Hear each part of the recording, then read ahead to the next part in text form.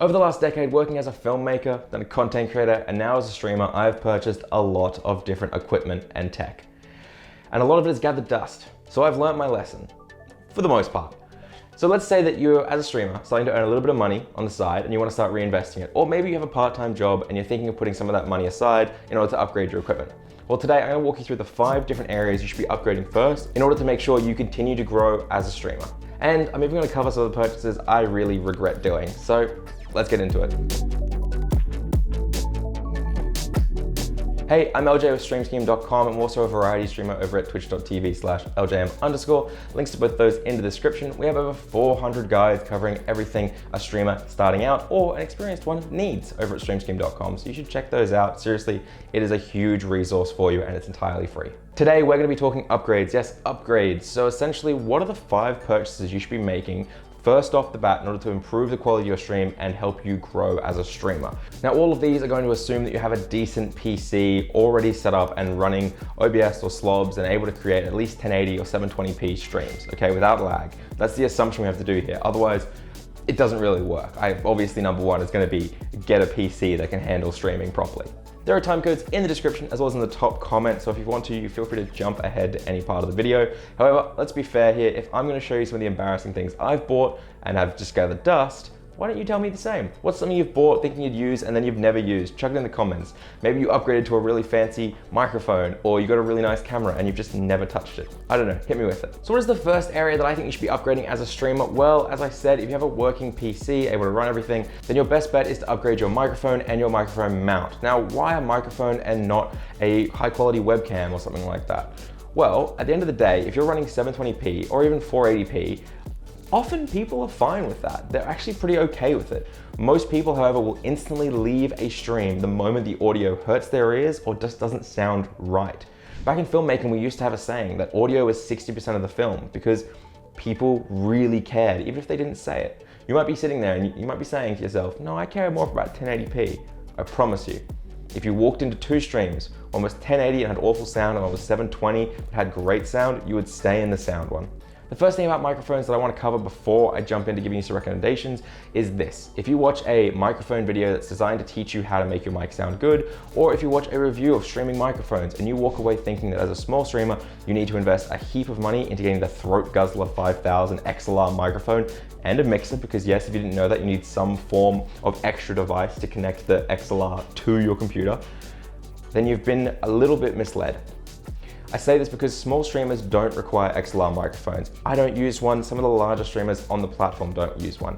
You can take really good USB microphones and add filters and all sorts of things to them inside your broadcasting software. Heck, even just leveling it on the desktop or positioning it properly. And I honestly believe you can get better audio out of that than an XLR. You can also get a really nice mic arm that connects to your desk and get rid of all the bumping and cracking and everything that you normally get. Seriously, you don't need to invest huge money straight out the gate. If you have a USB microphone and it just doesn't sound good enough for you yet, I got a little bit of self-promo here for you. Go watch my video on how to make any microphone sound better. I seriously run you through how to make any microphone you're using with Streamlabs or OBS sound better. Check it out, it's linked in the description and should be in the cards at the top. The microphone I use is the AT2020 Plus USB microphone, and there's also other things like the Elgato Wave, but essentially these are workhorse mics. They'll do a fantastic job. The USB Yeti series has done a fantastic job for a lot of people for years. You don't need to invest in huge amounts of stuff when you're just starting out. I mentioned before also getting a good mic arm. The one I use is a PSA Rode mic arm. It's linked below as well. I love this little thing because it pushes out of the way when I'm not using it and I can realign it easily and quickly. I bought my AT2020 Plus and that Rode arm for less than what the mixers that people recommend for streamers cost. Now, I'm not saying you shouldn't eventually upgrade to an XLR and a mixer. Trust me, I have those, I use those on my cameras, I use them in everything I do. They're fantastic. But when you're just starting out, don't worry, don't stress. You don't need to invest $1,000 into all this stuff. You can just start out with a nice mount and a nice USB mic. The second investment you need to be making is into a webcam. Now, I know there are people who don't want to show their face, but a webcam goes a long way to connect with your audience. They want to be able to see the emotions you're going through, your laughter, and it just gives them someone to connect with. Here's the thing though. Every single time that I stream, someone says to me, hey LJ, what DSLR are you using? and they are always shocked when I tell them that I'm actually using the Logitech C922 Pro webcam. A webcam that has a stigma of having a terrible white balance and making everyone shiny. The reason they ask what DSLR and why it looks like a DSLR is right behind my webcam, right behind my desk, I have this aperture LED panel. And then in front of that, I have filmmaker quarter diffusion. Essentially, it's heat resistant paper that will cut the light in half.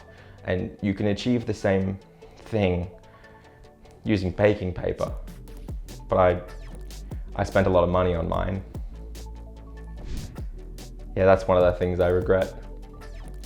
This little LED light is perfect because it lights me without lighting my background. My background has these little LEDs in it, and if my light was too strong, then my LEDs would barely show up. So just lighting me and then having all that space makes it look really nice. I have a whole video on lighting coming out in the new year, so subscribe if you want to see that. Obviously, after the light's all set up, I then go through and do custom settings on my webcam, and I apply a filter of a LUT that I've made myself to make the camera look good. But that's all in the post-production side of things. That's also going to come in the new year. Now, I know that not everyone is blessed like me to have a whole room that I can stream in. It's just my office that I converted. So if you can pick up a little green screen and light that properly, it'll go a really long way for you to up your production value and also to generally give you more to play with. So your takeaway here is that you don't need to invest in a super expensive camera because your lighting is actually what's going to get the most out of your webcam or your DSLR. I've seen people using DSLRs that look absolutely like a turd, but I've seen people with webcams that look great, and it all comes down to how they've lit themselves. If you're looking for lights, these Elgato LEDs are fairly cheap and have a great CRI, which means a great color balance. Or you can get these little aperture ones as well, which are great for some accent lighting or just for lighting your face if you get them close enough. You should check them out. There's links in the description. A small note on this is a good looking face cam on your screen, on your thumbnail, goes so far to get people to click on your stream from the browse. One of the things I've been seeing recently is a lot of people have got these borders for their face cam, but they've actually placed the border in and they've placed the webcam on top of the border, and it's not sized right and it looks really weird. I'm just gonna throw it out there, guys. If you're using a webcam border, it goes on top of the face cam, and the face cam is designed to fill it out and to cover the edges, so it looks really nice. But our next tip is gonna help with that, so don't worry. Third on the list is overlays, alerts, and everything that's going to appear on your screen. Now, the reason I'm putting this third, as you don't need to invest in it early, is because everyone and their mother's making free overlays these days. You download Slobs and make an account, they give you a free overlay. Heck, you join our Discord, you get a free overlay pack. Everyone has them for you. You don't need to invest in these. However, down the line, when you're wanting to bring all of your branding to match and fit the vibe of where your stream is, it can actually go a long way to invest, even if it's just a Fiverr or Own 3D or Nerd or Die, wherever it is, to just get a full pack that comes with alerts and everything. Whether you grab one of the free ones or the premium ones from any of the places I mentioned, I think it's really important to not make it yourself, especially if you don't have design experience. I see a lot of streams these days who they've homebrewed their own overlays and they just don't have the Photoshop or the design experience to actually make it look nice. And I think it's really holding you back. There's just something different about coming to a stream that looks polished and professional compared to a stream that doesn't have that kind of aesthetic and design. It's not the most important thing. Content is really what matters, but it goes a long way for those first impressions. I'm gonna go into more of why that's a big mistake in a little bit, as well as talk about one of the purchases that I really regret that I also think you really won't expect me to regret as much as I do.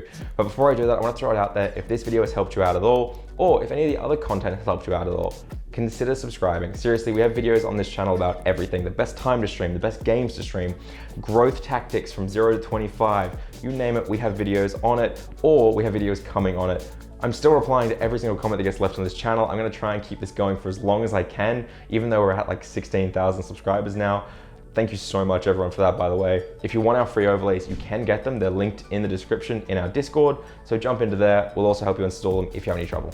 So what is the next area you should be reinvesting your money into? And what's the mistake that people make in it? Well, it's your branding. I'm actually gonna keep the branding separate to the overlay because I'm considering this your panels, your sub badges, things that are just graphics, just single, non-moving graphic assets. A lot of people really just wanna make their own to save some money or because they think they can do it. But I promise you, you will look much more professional and you will go so much further if you just had a real artist do it. There are so many incredible artists out there who do this for a living. They create unique and honestly amazing works. The sub badges that I got created with the crowns, I love them and I could never have done these myself. And while I don't think sub badges are a good enough reason for someone to subscribe, I know for a fact that people have subscribed because they like the looks of them so much. I promise you, investing your money into having a fantastic artist create all your branding for you and maintaining a good relationship with that artist will go a long way in the future. I have to throw it out there as someone who worked commission. Artists cost money because they have skills that others don't. I promise you it is a great investment. Seriously, find yourself a fantastic artist. So before we get into the worst purchase I've made, the one I regret the most for streaming, here is our last thing I think you should be investing your money into. And a lot of you are probably not going to be surprised, but there's a decent amount of you who probably will be surprised still. And that is, I think you should be investing in a journal or a notebook. Every single day, I fill up 2 whole journal pages with talking points, jokes, ideas for the streams. I make notes constantly about things I can do to improve my content and ideas, and then I lay it all out there as I'm streaming. And if I ever have dead air or ever lose my thoughts, one little glance down, oh yeah, that's something I can talk about. I promise you, grab yourself a notebook and a pen and start making notes in it. It's a great investment. Doing all this will improve your stream quality. It'll help you grow because your content will be better. So what is the last thing? What is the thing that I regret purchasing? Now you guys are gonna be completely surprised by this. I bet you're sitting there thinking, I bet he regrets buying a giant green screen or some really expensive XLR microphone. Well, no.